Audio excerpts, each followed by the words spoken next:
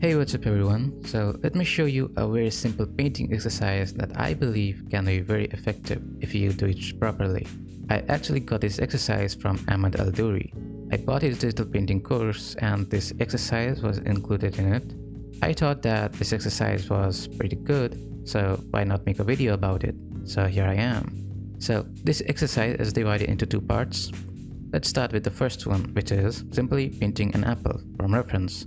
I suggest that you find a good reference with good lighting. The one I am using is actually a painting from someone. I found this reference on Pinterest. It has really good lighting and really good shadows, so this works great. There are three main focus of this exercise. First is values, obviously. It's literally one of the most important part of a painting. If your colors are looking off, it's most probably because you messed up the values. Second thing that you need to focus on is colors. Color might not be very important for the read of the painting. It can still help in setting the mood of the painting and make your paintings look more interesting and more enjoyable. Third thing that you need to focus on is your brushwork. Now, brushwork is important because 1. It can make your painting look more appealing and professional, and 2. It can help you paint faster. So how do you actually improve your brushwork?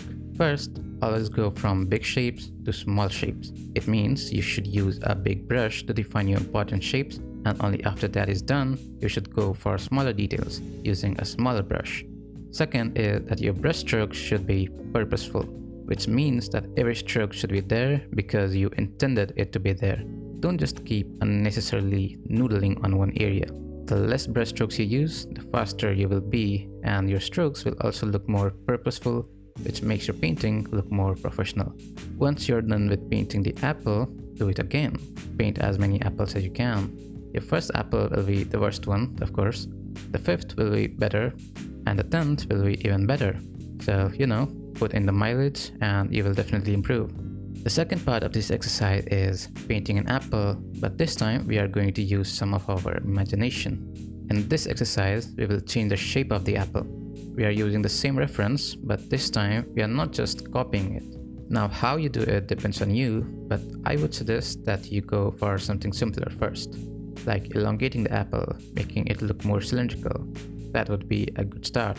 And the rest of the process is the same as the first one. The purpose of this exercise is to train ourselves to not be a slave to the reference. We are training ourselves to look at a reference and paint it to look the way we want it to look and not how it looks in the reference. Now, the second one that I'm doing is a cube. This is definitely more difficult than the first one, but if you understand the fundamentals of drawing, like shapes and values, then you shouldn't have much of a problem with this. Like, I'm literally just painting a cube and making it look like the apple in the reference. But if you are having trouble with this exercise, it means your fundamentals are lacking, and you should definitely be putting more focus on that. The third one is a conical shape, following the same steps as before, keeping things simple, going from bigger shapes to smaller shapes, and blah blah blah. Now, it doesn't have to be just the shape. You can also change the color of the apple, you can change the lighting, or you can also try this exercise with a completely different fruit. This exercise is effective, but it can also be pretty boring. Like, who wants to draw a fruit again and again? So it's completely understandable if you find this boring.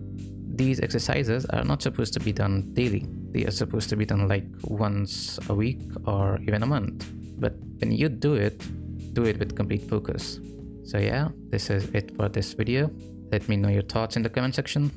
I will see you in the next one. Goodbye.